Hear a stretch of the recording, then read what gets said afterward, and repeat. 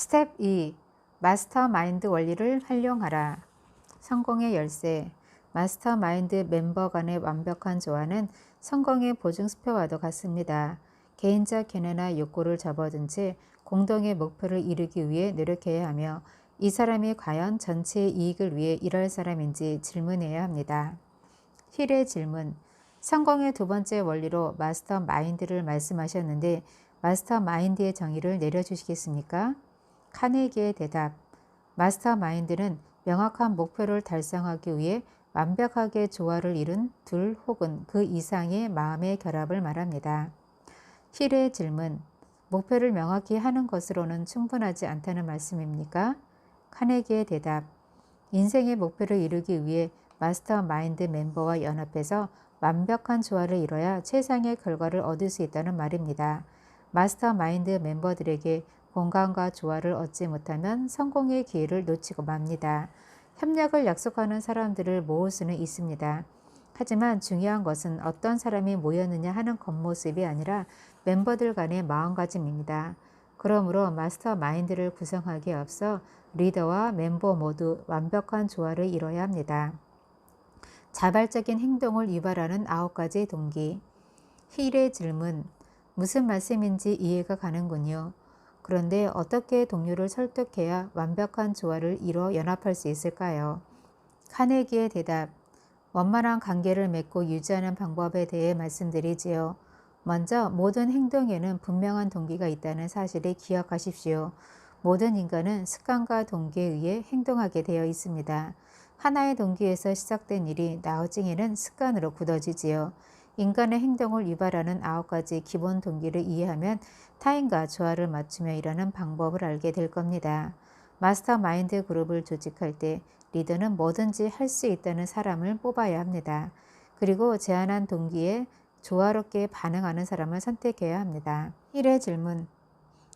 앞에서 자발적인 행동을 유도하는 9가지 기본 동기가 성공의 시작이라고 표현하셨는데요. 그 의미에 관해 설명해 주시겠습니까? 카네기의 대답. 네, 인간의 행동을 유도하는 9가지 기본 동기에 대해 살펴보겠습니다. 인간의 행동을 유도하는 9가지 기본 동기.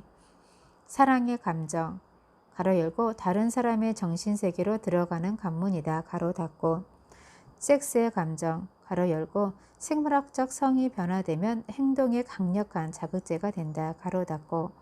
경제적 이익에 대한 욕구, 자기 보호에 대한 욕구, 심신의 자유에 대한 욕구, 유명해지려는 자기 표현의 욕구, 영생에 관한 욕구. 이와 나머지 2가지는 부정적이지만 행동을 자극하는 데 매우 강력한 힘을 발휘합니다. 분노의 감정, 가로 열고 때로는 질투나 시기로 표현된다, 가로 닫고. 공포의 감정. 이러한 9가지 동기에 의해 구체적인 행동이 일어납니다. 마스터마인드 연합의 리더는 각 멤버로부터 성공에 필요한 협력을 얻기 위해 한 가지 혹은 여러 가지 동기를 활용할 줄 알아야 합니다. 제 경험상 사람에게서 최대의 반응을 이끌어낸 감정은 다음과 같았습니다. 비즈니스 목적인 경우 사람들은 섹스와 경제의 욕구에 쉽게 반응합니다. 무엇보다 남자들은 돈을 원하지요. 그래야 자기가 선택한 여자를 즐겁게 해줄 수 있으니까요. 사랑, 섹스, 경제 이익, 이 3가지에 의해 사람은 움직입니다. 하지만 경제 이익보다 명예를 위해 열심히 일하는 사람도 있죠. 마스터마인드 연합. 힐의 질문. 사람들을 마스터마인드 연합에 가입시키려면 먼저 그 사람에 대해 잘 알아야 할 것 같은데요. 카네기 씨는 어떻게 사람을 선택하셨습니까? 한번 보고 선택하셨나요? 아니면 시행착오를 거치면서 결정하셨나요? 카네기의 대답. 아무리 현명한 사람도 한번 보고 사람을 판단할 수는 없겠지요. 물론 겉으로 파악되는 능력도 있습니다. 하지만 마스터마인드 연합에서 가장 중요한 것은 마음가짐입니다. 부정적인 사람은 다른 사람과의 관계에서 독선적이고 이기적이기 때문에 마스터마인드 연합에 적합하지 않지요. 게다가 다른 멤버에게 좋지 않은 영향을 미치기 때문에 다른 사람의 능력까지 떨어뜨리는 경우가 대부분입니다. 저는 노동자들의 능력을 검증한 뒤 마스터마인드 멤버로 삼았는데, 그중 일부는 외부에서 여러 단계를 거쳐 선택했지요. 그리고 가장 유능한 멤버는 밑바닥부터 출발해서 여러 부서를 거쳐 지금의 자리로 올라온 사람들이었습니다. 그들이 높은 자리로 올라올 수 있었던 이유는 협력과 조화의 중요성에 대해 잘 알고 있었기 때문이지요. 어느 분야건 건강한 마음가짐을 가진 사람은 최고의 지위에 오를 수 있습니다. 성공 철학에서 이 점을 강조해 주셨으면 합니다. 힐의 질문. 마스터 마인드의 리더라면 모든 분야를 속속들이 알고 있어야 하지 않을까요? 카네기의 대답. 저는 철강의 제조, 마케팅과 관련된 기술적 측면은 잘 모릅니다. 꼭 필요한 것도 아니고요. 타인의 경험, 훈련, 전문 지식을 이용할 수 있는 마스터 마인드 원리가 필요한 겁니다. 제 주변에는 제조와 마케팅 분야에서 재능을 인정받는 20명 이상의 인재가 있습니다. 제가 해야 하는 일은 그들이 일을 잘할 수 있도록 격려하는 것입니다. 어떤 방법으로 그들을 격려하느냐고요? 주로 경제적인 방법을 이용할 때가 많습니다. 저는 마스터 마인드 멤버들의 연봉을 스스로 정하도록 했습니다. 이 체계 안에서 자신에게 허락된 최대한의 연봉을 넘어설 수 있지요. 하지만 그만큼 받을 만하다는 명확한 증거를 제시해야만 합니다. 이러한 시스템은 독창성, 상상력, 열정을 자극할 뿐 아니라 개인의 지속적인 성장과 발전까지도 끌어냅니다. 제 인생의 목표는 돈을 모으는 것이 아니라 사람들을 발전시키는 데 있다는 사실을 기억하십시오. 제가 다른 사람들의 발전을 위해 노력하자 자연스럽게 부와 명예가 따라왔습니다. 힐의 질문. 성공은 마스터 마인드의 결과라고 말씀하셨는데요. 예외도 있지 않을까요? 마스터 마인드 없이 위대한 예술가나 세일즈맨이 될 수 있지 않습니까? 카네기의 대답. 그 질문에는 단호히 NO라고 대답하겠습니다. 물론 마스터 마인드 없이 예술가나 세일즈맨이 될 수는 있겠죠. 하지만 결코 탁월할 수는 없을 겁니다. 조물주는 혼자서는 완전할 수 없도록 사람을 창조하셨습니다. 위대한 아이디어는 분명한 목표를 가진 두 사람 혹은 그 이상의 사람이 조화를 이루었을 때 나옵니다. 혼자만의 비즈니스로는 결코 위대해질 수 없습니다. 타인과 조화를 이루지 못한 채 평생을 살아가는 사람들이 있는데 그런 성공은 바람직하지 못합니다. 평범함을 뛰어넘는 힘, 즉 다른 사람과 조화를 이룰 줄 아는 능력을 깨달아 혼자서는 결코 경험할 수 없는 무형의 에너지를 얻는 것이 중요합니다. 힐의 질문. 구체적인 마스터 마인드 연합의 예를 들어주시겠습니까? 카네기의 대답. 연방정부와 주정부로 이루어진 정부 형태가 대표적입니다. 이들의 협력 아래 국가가 발전해 왔지요. 또 철도의 예를 들 수 있습니다. 기차는 여러 사람의 연합으로 운행됩니다. 예를 들면 차장은 승무원들의 리더격이죠. 목적지까지 가는 동안 다른 승무원들은 차장의 권위를 인정하며 명령을 따릅니다. 만약 기관사가 차장의 신호를 무시하고 따르지 않는다면 어떤 일이 생길까요? 수많은 사람의 생명을 앗아가는 대형 사고가 발생하겠죠. 마찬가지로 경영에서도 마스터 마인드 원리를 적용하는 게 중요합니다. 직원들 사이에 갈등의 골이 깊어지면 회사는 망하기 쉽습니다. 제 설명을 이해하시겠습니까? 이 부분이 성공의 핵심입니다. 힐의 질문. 마스터 마인드 원리 때문에 당신이 그토록 엄청난 성공과 부를 얻었다고는 미처 상상도 못했습니다. 카네기의 대답. 꼭 그것 때문에 성공했다고는 말하기는 어렵습니다. 앞으로 설명할 부분도 굉장히 중요하니까요. 마스터 마인드에서 중요한 두 번째 원리는 분명한 목표입니다. 성공한 기업들을 보면 마스터 마인드와 분명한 목표가 결합되어 있습니다. 거리의 불황자들은 뚜렷한 목적이나 마스터 마인드 없이 살아갑니다. 그들이 머리를 맞대고 목표를 만든다면 그렇게 정처 없이 떠돌아다니지는 않겠죠. 힐의 질문. 그들은 왜 마스터 마인드의 위력을 발견하지 못했을까요?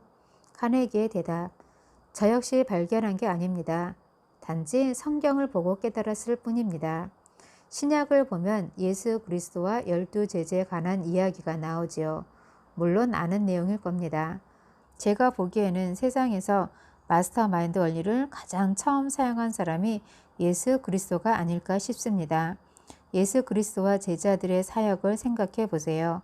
예수님의 능력은 하나님과의 교제에서 나왔고 제자들은 예수님과의 연합을 통해 그토록 놀라운 일들을 해낼 수 있었습니다. 예수님은 제자들이 자신보다 더 큰 일을 할 수 있다고 말씀하셨습니다. 분명한 목표를 갖고 절대자와 교통할 수 있는 마스터 마인드 원리를 발견했기 때문이죠. 반대로 가룟 유다가 예수를 배반했을 때 어떤 일이 일어났나요? 예수님과 하나로 묶여있던 끈이 끊어지자 그의 삶도 끝났습니다. 그러니까 사업 혹은 가정에서 마스터 마인드 연합이 깨지면 남는 것은 파멸 뿐입니다. 힐의 질문. 그럼 어떤 사업 관계보다도 마스터 마인드 연합이 실질적인 도움을 준다는 말씀인가요? 카네기의 대답. 그렇습니다. 마스터 마인드 연합은 협력이 필요한 모든 인간관계에서 매우 유익합니다. 예를 들어 온 가족이 마음과 뜻을 합하여 가족 전체를 위해 헌신했을 때 어떤 일이 벌어지는지 생각해 볼까요? 아마 행복, 만족, 경제 안정 등이 떠오르실 겁니다. 간혹 배우자 덕분에 성공했다거나 망했다고 말하는 사람들이 있습니다. 이상하게 들릴지 몰라도 그건 엄연한 사실입니다. 왜 그런지 이유를 말씀드리겠습니다. 결혼을 통한 남녀 간의 결합은 여러 마스터 마인드 중에서 가장 완벽한 형태입니다. 두 사람은 사랑과 이해, 일치감, 완벽한 조화로 하나가 되었으니까요. 나이를 불문하고 모든 성공한 남자는 삶의 활력을 불어넣는 사람으로 아내를 꼽습니다. 이 점만 봐도 결혼이 갖는 마스터 마인드의 위력을 알 수 있죠. 남편의 생각에 동조하며 격려하는 여자와 결혼한 남자는 정말 행운아입니다. 이런 아내는 결코 남자를 망치지 않습니다. 그뿐만 아니라 더 큰 성공으로 나아가도록 내조를 아끼지 않죠. 힐의 질문.